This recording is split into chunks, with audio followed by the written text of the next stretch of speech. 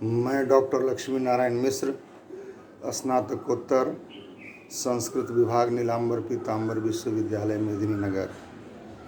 आज मैं MA Sanskrit semester 3 के छात्रों के साथ उनके पाठ्य ग्रंथ मेघदूतम उत्तर मेघ पर विचार करने के लिए उपस्थित हुआ है। मेरे प्रिय छात्रों, जैसा कि जानते हैं कि मेघदूतम कवि कुलगुरु कालिदास की अन्यतम रचना है। विद्वानों ने एक मत से स्वीकार किया है कि मेघे माघे गतो वयः कविवर कालिदास का मेघदूत और कविवर माघ का शिशुपाल वध, इसका यदि उम्र भर अध्ययन किया जाए तो भी इसका अंत नहीं पाया जा सकता है। अथाह काव्य कौशल इसमें भरा हुआ है, विदग्धता भरी हुई है।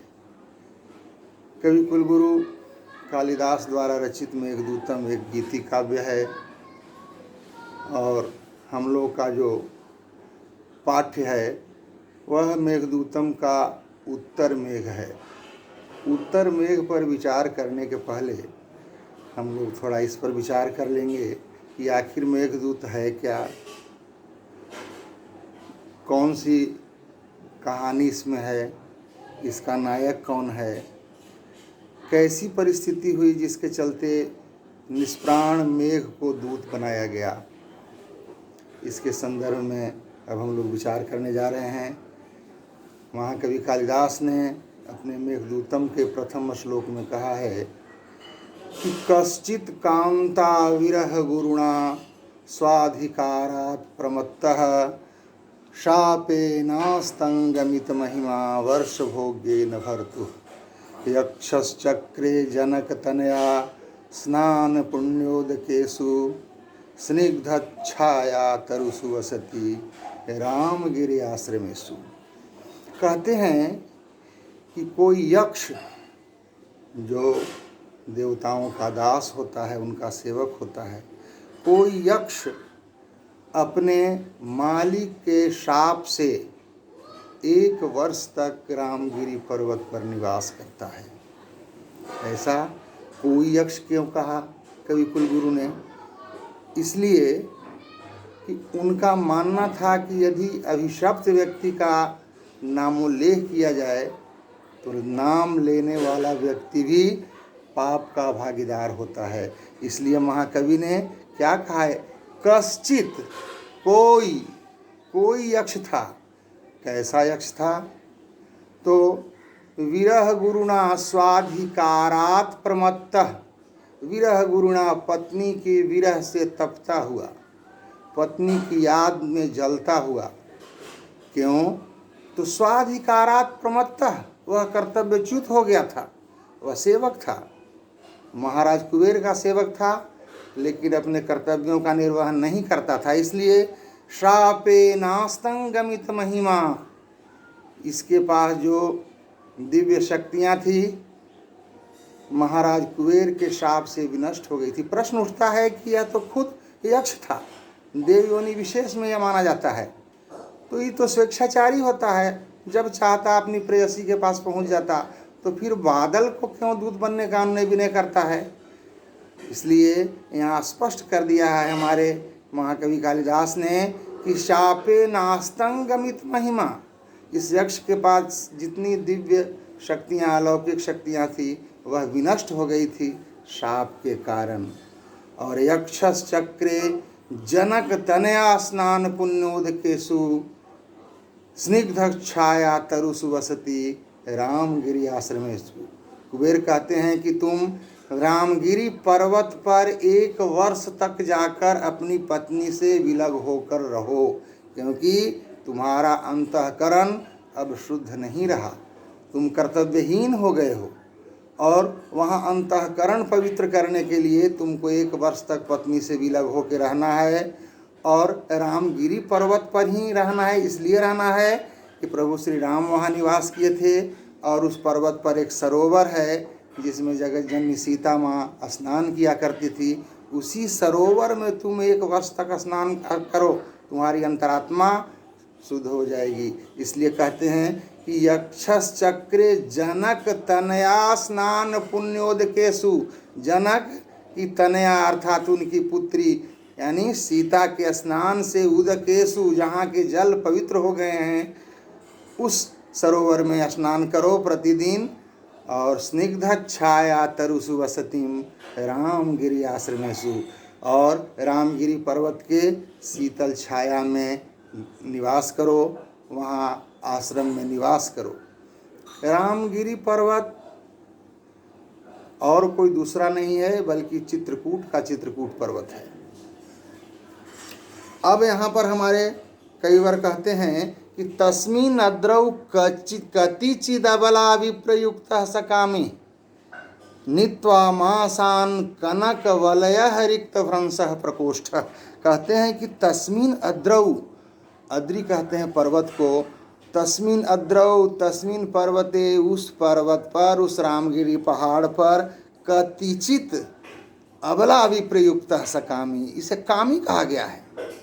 यह कामी यक्ष जो कि अबला विप्रयुक्त है, अपनी पत्नी से अलग रह रहा है, इसको पत्नी से अलग रहने के लिए अभिशप्त कर दिया गया है, वह कतिचित किसी प्रकार नीत्वा मासान, कुछ महीनों को तो बिता देता है, और पत्नी की याद में, पत्नी के विरह में इतना अधिक यह दुबला पतला हो जाता है, क्षीण हो जाता है कि कनक वलय रिक्त भ्रंशः प्रकोष्ठ, प्रकोष्ठ कहते हैं कलाई को, इसकी कलाई सूनी हो गई है, क्योंकि दुबला पतला होने के चलते कनक वलय भ्रष्टः, सोने का जो वलय था, वलय यानी आज उसे हम कड़ा कह सकते हैं, वह कड़ा इसकी कलाई से गिर चुका था।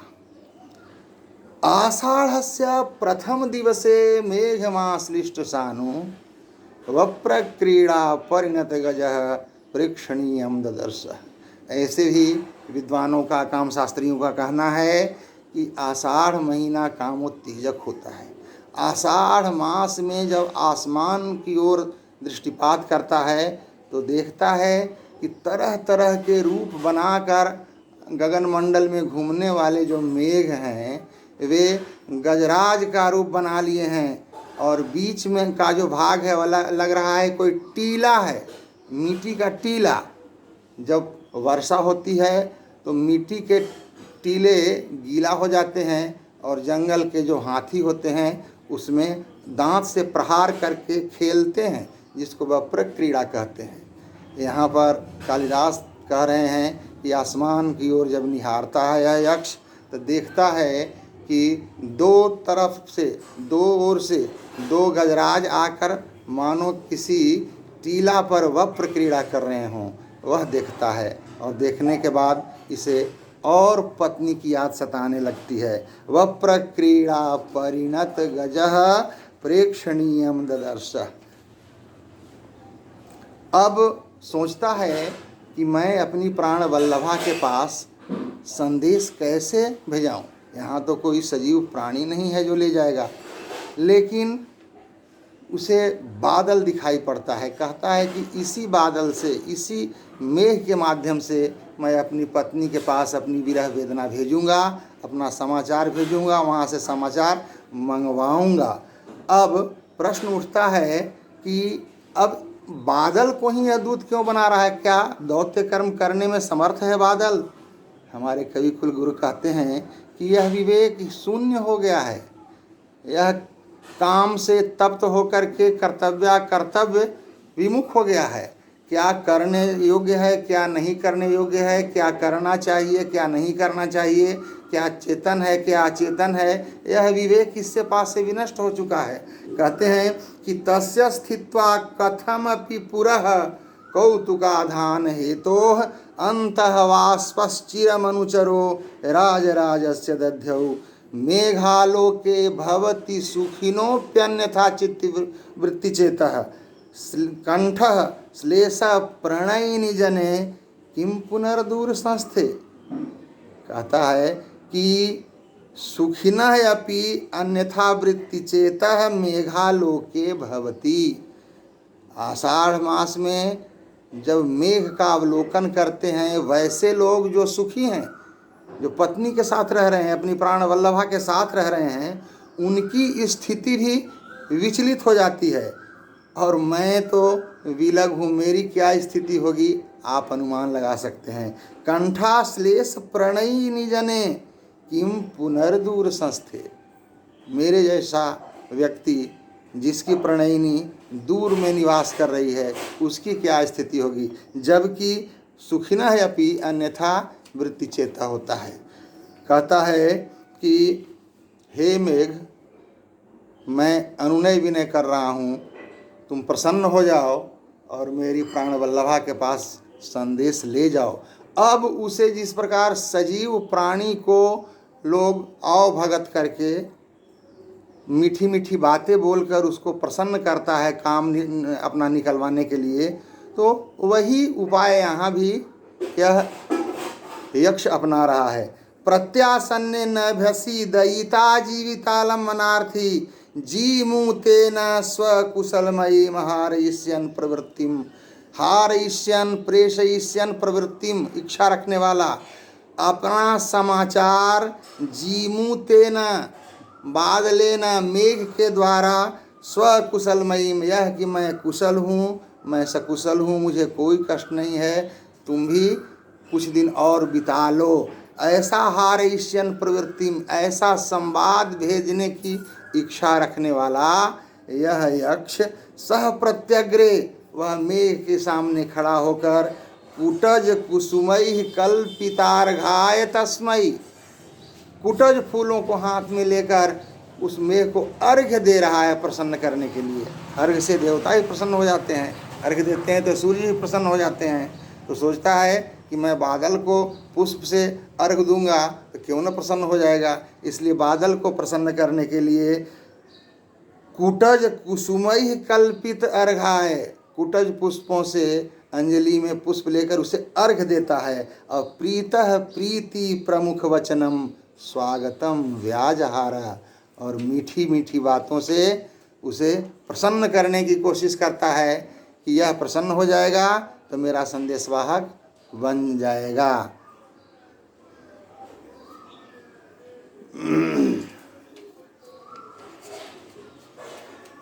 हमारे कालिदास अपने अन्य ग्रंथों में भी इस तथ्य का वर्णन किए हैं कि अपने काम निकालने के लिए जो महापुरुष होते हैं, वो अपने से नीच लोगों को भी बहुत बड़ी उपमा दे देते हैं काम निकालने के लिए।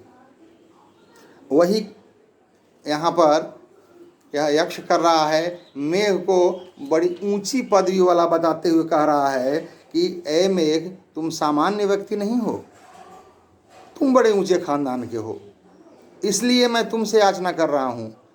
इसलिए कि अगर बड़े लोगों से, खानदानी लोगों से अगर कुछ मांगा जाए और वह न भी देता है तो भी प्रतिष्ठा नहीं जाती है। लेकिन जो भ्रष्ट है, नीच है, उससे कुछ मांगा जाए अगर दे भी दे तो प्रतिष्ठा में वृद्धि नहीं होती है। कहता है कि जातम वंशे भुवन विदिते पुष्करावर्तका नाम। हे मेघ, मैं जानता हूँ कि तुम श्रेष्ठ कुल में पैदा लिए हो। तुम्हारे पूर्वज साधारण नहीं थे बल्कि पुष्कर और आवर्तक थे। पुष्कर और आवर्तक जैसे श्रेष्ठ कुल में उत्पन्न तुम भी श्रेष्ठ व्यक्ति हो। जानामि त्वाम प्रकृति पुरुषम काम रूपम मघोनः। हे मेघ, मैं यह भी जानता हूँ कि भगवान इंद्र के तुम सच्चे मित्र हो। तेनार्थी त्वम त्वयि विधिवसाद, बदनसीबी के चलते मैं तुमसे कह रहा हूँ। क्यों? तो दूर बंधुर्गतो हम, मैं अपनी प्राण वल्लभा से अलग कर दिया गया हूँ, इसलिए मैं कह रहा हूँ। अन्यथा दूसरा व्यक्ति से तो मैं कहता ही नहीं, क्योंकि मैं जानता हूँ कि निकृष्ट से कोई चीज़ नहीं कहना चाहिए, ना मांगना चाहिए। तुम श्रेष्ठ हो, उन्नत कुल के हो, इसीलिए तुमसे मैं मांगने आया हूँ। यांचा मोघा वरम अधिगुणे न नाध में लब्ध कामा। अधिगुणे नाध में लब्ध कामा, अगर अधम व्यक्ति से कुछ कहा जाए और कामना पूरी भी हो जाती है तो वह प्रतिष्ठा का विषय नहीं होता है, खुशी की बात नहीं होती है। लेकिन जो वरम श्रेष्ठ व्यक्ति हैं उनसे कुछ मांगा जाए और अगर न भी दें तो प्रतिष्ठा में कमी नहीं आती है। यह सोचकर मैं तुमसे मांग रहा हूँ। कहने का मतलब कि अगर मेरी बात न भी मानोगे तो ही मैं खुश रहूँगा। और दूसरी बात कि तुम बात मानोगे, तुम बहुत दयालु हो। क्यों? तो संतप्तानाम त्वमसि शरणम तत्पयोदः प्रियायाः संदेशम में हर धनपति क्रोध विश्लेषितस्य। धनपति क्रोध विश्लेषितस्य, धनपति कुबेर के कोप का मैं भाजन बना हूँ और मैं विश्लेषित कर दिया गया हूँ, अपनी प्राण प्रिया से अलग कर दिया गया हूँ और मैं तड़प रहा हूँ, उनकी याद में मैं जल रहा हूँ। इसलिए हे मेघ, मैं जानता हूँ कि संतप्ता नाम त्वम असि शरणम। जो संतप्त हैं, जो तड़प रहे हैं, जल रहे हैं, वैसे लोगों को शरण तुम ही देते हो। जब धरती जलने लगती है तो इसकी जलन को तुम ही शांत करते हो। इसलिए प्रियाया में संदेशम हर, मैं भी उसकी याद में जल रहा हूँ, इसलिए मेरी प्रेयसी के पास मेरा संदेश ले जाओ। और कहाँ जाना है? तो गंतव्याते वसतिरलका नाम यक्षेश्वरा नाम। यक्षों की नगरी अलका, जो कि सर्वश्रेष्ठ नगरी है, वहाँ तुम्हें जाना है। वाह्योद्यान स्थित हर सिरह चंद्रिका धौत हरम्या।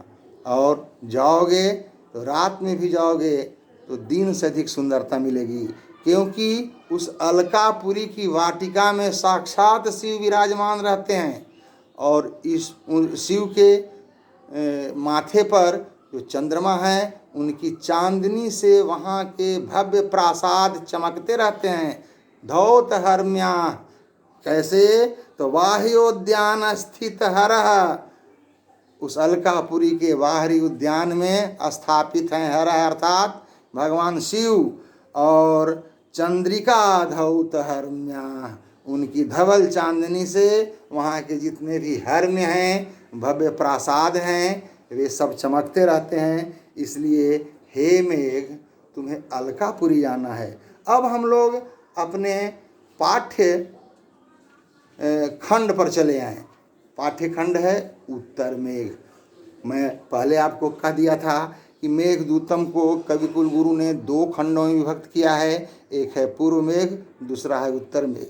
पूर्व मेघ में मेघ मार्ग का वर्णन है। यहाँ तक तो अनुनय विनय करके ये समझ लेता है यक्ष कि मेघ हमारी बात मान लिया है, अब ये जाएंगे, इसलिए अब रास्ता बताता है। कह देता है कि तुम्हें अलकापुरी जाना है, लेकिन अलकापुरी आप कैसे जाएंगे, कैसे होकर के जाएंगे, किन पर्वतों से आपको गुजरना होगा, कौन कौन सी नदियाँ मिलेंगी, कौन कौन से बड़े बड़े शहर मिलेंगे, इन मेघ मार्गों से इनका पूर्व मेघ भरा हुआ है। लेकिन अब विचारणीय जो स्थल है वह हम लोग का उत्तर मेघ है। अब उत्तर मेघ में अलकापुरी की सुंदरता का वर्णन है। मेघ वहाँ पहुँच जाता है। पहुँचने के बाद वहाँ देखता है कि भव्य प्रासाद हैं। पहले ही यक्ष बता दिया था कि हे मेघ, अगर तुम अलकापुरी जाओगे तो तुम यह मत समझना कि मैं गगनचारी हूँ, मैं बड़ा हूँ। तुमसे किसी मायने में अलका नगरी कम नहीं है। इसलिए कभी भी अपने मन में यह भ्रम मत लाना कि अलका से मैं श्रेष्ठ हूँ। इसलिए कि हर एक मामले में मेरा जो अलकापुरी है, जहाँ मेरी प्रेयसी रह रही है, वह तुमसे किसी मायने में कम नहीं है। प्रथम श्लोक में हमारे कवि कुलगुरु कहते हैं कि विद्युतवंतम ललित वनिता, अगर तुम समझते हो कि मेरे पास बिजली है, बिजली को मैं चमकाता हूँ, तो इससे कम अलकापुरी नहीं है। क्योंकि ललित वनिता, वहाँ की सुंदरता, वहाँ की सुंदरियाँ सुंदरता में बिजली को ही पछाड़ देने वाली है। उनकी सुंदरता चमकती रहती है।